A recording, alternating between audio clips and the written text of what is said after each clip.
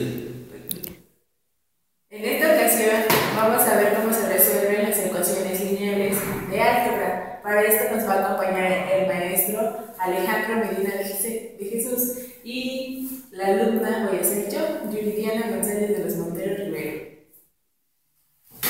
Empecemos. ¿Qué es una variable? Bueno, una variable es aquel número que no conocemos, aquel término que vamos a manejar con las letras del abecedario. Bueno, por lo regular vienen dados por las últimas letras. Esas son las variables. Un número que no conocemos, un término que no conocemos. ¿Qué es una constante? Una constante son aquellos valores cuyo valor consta siempre del mismo número, es decir, aquello que ya se conoce, aquello que no va a cambiar. Por ejemplo, 7 es una constante. Aquí en Francia, en China y en Asia siempre va a ser 7. También se puede representar con las primeras letras del abecedario. Vamos a aumentar, vamos a llegar dependiendo de cuántas términos tengamos que sean constantes. Esto es una constante. Esto es una constante, solamente que aquí lo representamos a través de las letras, con las primeras letras del abecedario. Acá estas son variables, constantes, números, todos los números son constantes. ¿Qué es un término? Bueno, un término, vamos un poquito más para acá, un término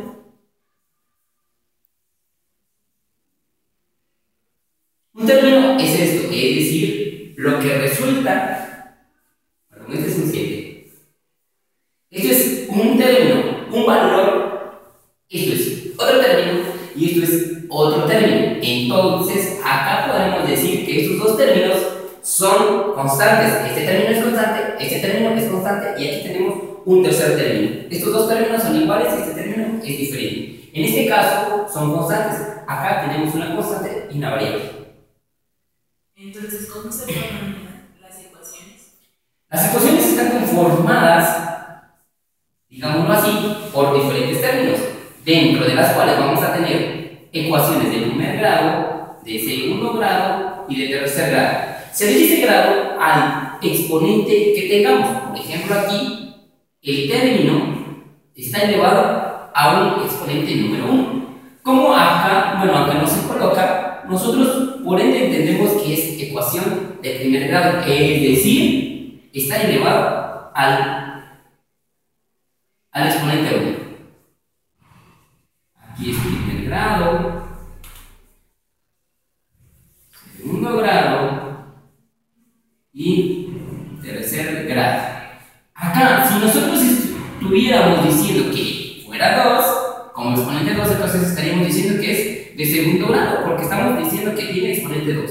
Si tuviera acá el exponente 3, entonces diríamos que es de tercer grado. Pero como estaba así, entonces es de primer grado. Y siempre se va a decir cuando en los exponentes tenga el exponente.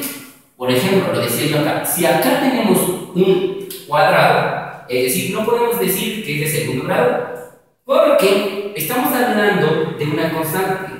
Cuando sea solamente en las variables, vamos a decir que es el término. Vamos a referirnos a primer grado, segundo grado y tercer grado. ¿Y cómo se realizan entonces esas ecuaciones? ¿Cómo lo realizamos? ¿Sí? Bueno, podemos escribir diferentes términos.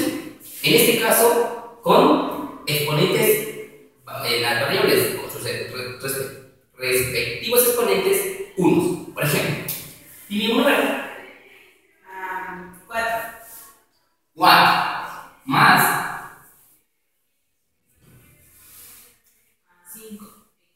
5x más otro término 15x.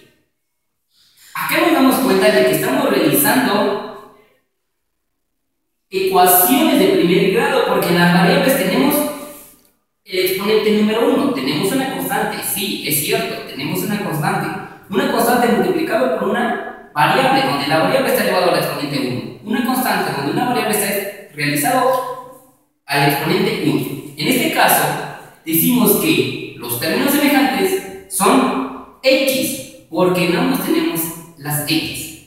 En este caso, podemos sumar 5x más 15x.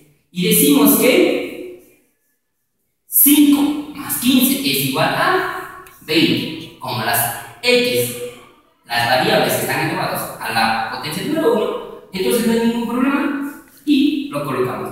Podemos hacer 1, aunque en teoría se supone que no se debe de colocar y que se representa así. Es decir, nunca vamos a poner el número 1, no porque no se coloque, sino porque por ende lo entendemos así. ¿Y qué pasa cuando son de signos negativos? Ok, muy buena pregunta.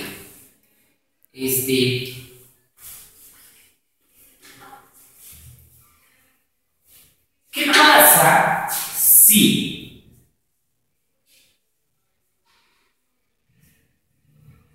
digamos los dos tienen exponente 1, son las mismas variables, no hay ningún problema para sumar entonces, y si tienen números diferentes? Entonces, como este es positivo, lo colocamos como positivo o simplemente no lo colocamos.